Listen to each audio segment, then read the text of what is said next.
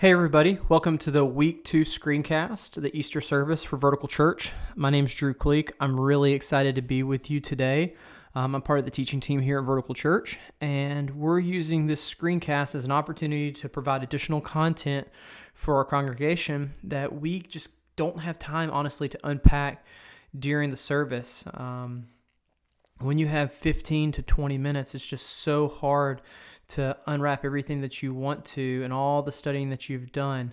And Easter especially is so difficult because, this story is repeated through multiple Gospels, and there's all these different takes and these different perspectives that you can go down, several different rabbit holes that you can find yourself studying, and that pun was completely intended. But really, in all actuality, it's such a big part of our church. It's such a big part as the church as a whole that Easter is such a focal point. And when you look at it in a 15 to 20 minute space, you just can't give it enough justice. You can't do it really the way that any pastor wants to, because there's so much that you want to be able to tell the people, especially the first time church comers that may only come in the doors on Easter and Christmas. And there's so much that you want to communicate with them that it's hard to get out there. So these screencasts are a new opportunity, a new technology that we're utilizing to give you an additional study tool, an additional thing to use throughout the week and throughout the year, really, as we continue to bring these each and every week. Easter service was especially interesting this year, right? We had Austin and Ben both up there speaking, and they were talking about the intentionality of the cross. And when they looked at it, they both looked at it from two different subplots. Austin specifically teaches out of chapter 17. He's talking about how God's praying for the greater whole of humanity. Not just the people that he's specifically with, but he's thinking of everyone, even the people that he will not even meet until after the crucifixion and his resurrection. And then Ben is talking about it from a very emotional standpoint when he's describing how Jesus gives his mother over to John to be cared for. And both of these are talking about just this humanity aspect of Jesus and how it was this selfless act that he did, and it was so intentional. It wasn't just duty. It wasn't just this thing that he was trying to rush through or to get through. It was really personal to him.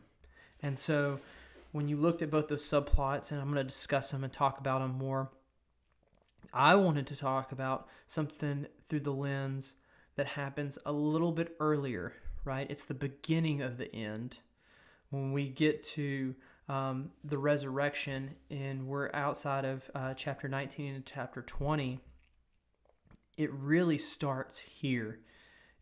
And it's such a unique thing, and we don't give it a lot of time during the Easter season because we're so focused on getting through Palm Sunday, and we're through the Garden of Gethsemane and the Last Supper and all these really seminal events to get to the resurrection.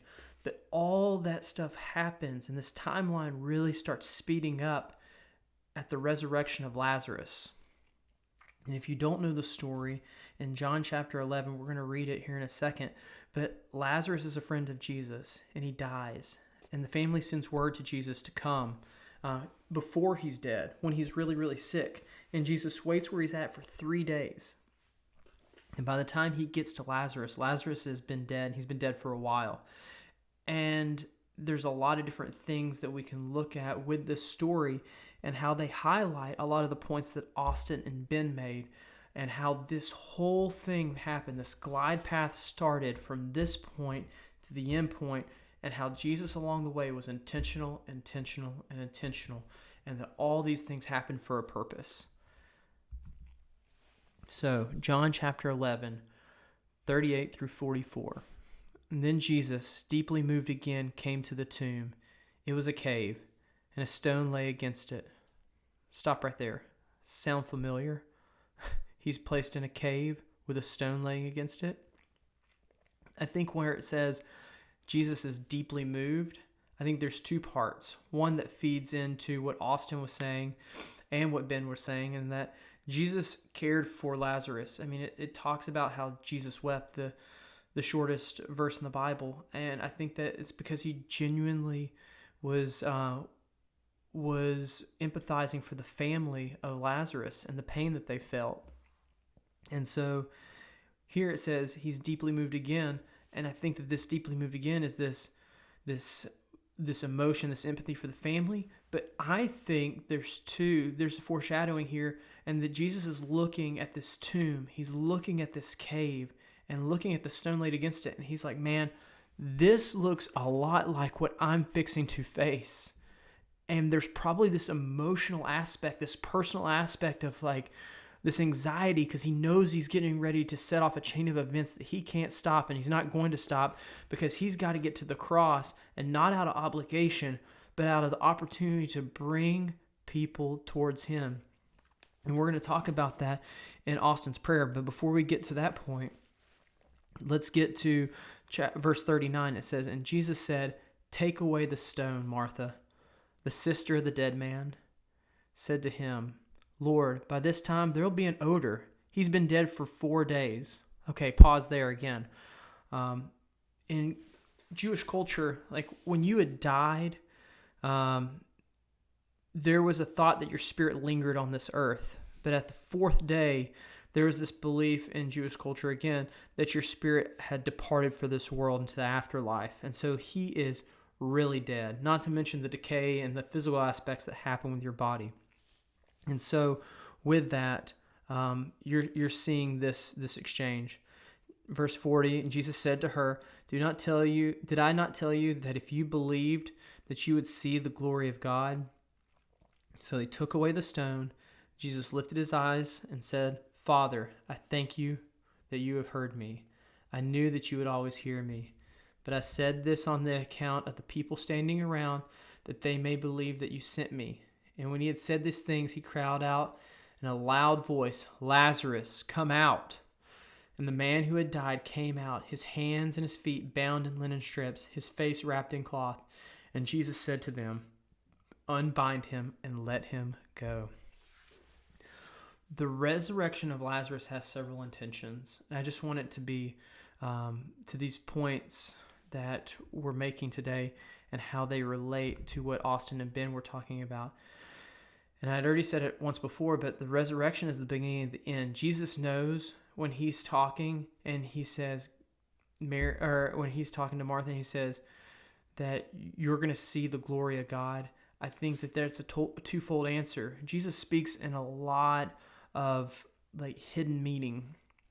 He's this very profound person, right? He's talking levels deeper than any of us know. And because he has this prophetic sense, he's talking about the glory of God. You're going to see Lazarus rise again, but you're going to see me rise again.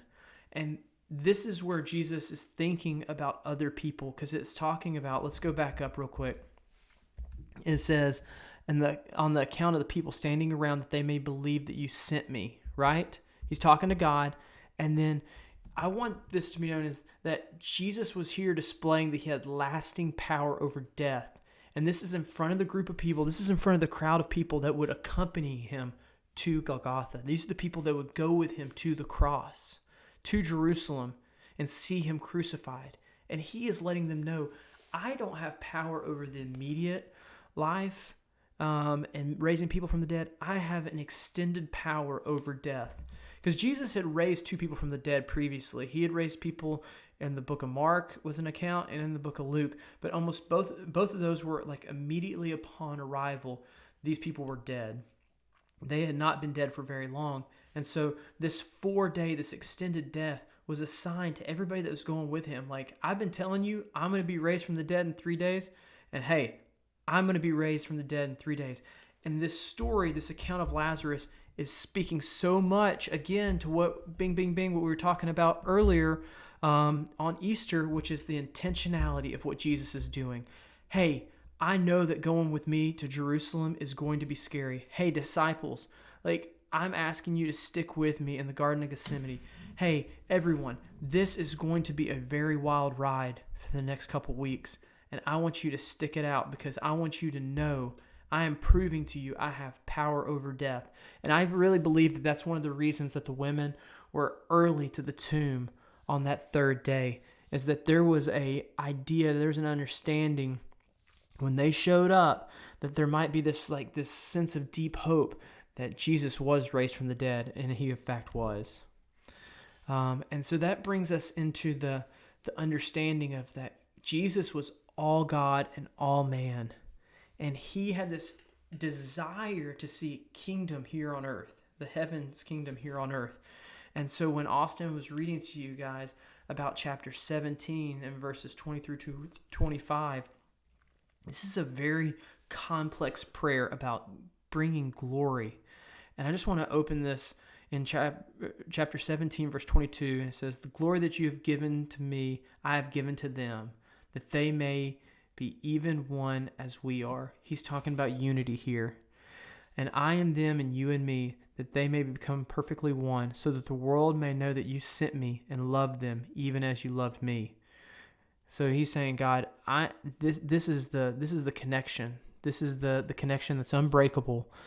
And then verse 24 says, "And Father, I desire that they also, whom you have given me, may be with me where I am, to see my glory that you have given me, because you loved me before the foundations of the earth. O righteous Father, even though the world does not know you, I know you." Okay, I've highlighted one part where it speaks about the Father. "I desire that they also, whom you have given me, may be where I am, to see my glory that you have given me, because you loved me before the foundation of the world." And if you're reading that, you're like, man, that is a mouthful. I don't even know where to begin with that. And as I read that, this is just Drew Cleek's perspective. So, I mean, you can disagree with it. And again, a lot of these things and the theology behind Matthew, Mark, Luke, and John, and a lot of the different perspectives vary from person to person based on the revelation that the Holy Spirit gives them. But for me, like, when I see this, I think immediately that Jesus is desiring that the disciples are selfless as he is selfless, that they're willing to give their lives for the kingdom, that they're willing to give their lives for man, for humanity, that he may be closer to God. And it's really interesting. He says, "I desire that they also, whom you have given me," these are the people that are following Jesus, "may be with me where I am spiritually, in kingdom principles, and the fact that I'm willing to put God's kingdom in front of this earthly kingdom, so that they can see your glory and your love for me." And if you look at the transition from the disciples from this point, right here in John 17, they're falling asleep. They can't even stick with Jesus. Peter is going to deny God and his affiliation with Jesus 3 times before Jesus gets to the cross. They're scattered to the winds and in hiding. They don't even go get Jesus' body down from the cross. Joseph of Arimathea has to go and barter with Pontius Pilate to get the body off the cross and put it into his own tomb. The disciples are nowhere to be found. And it's just so interesting that these men that walked with God, as soon as he dies, as soon as Jesus has gone to the cross, they just fold. And then look at the life change that they have after that.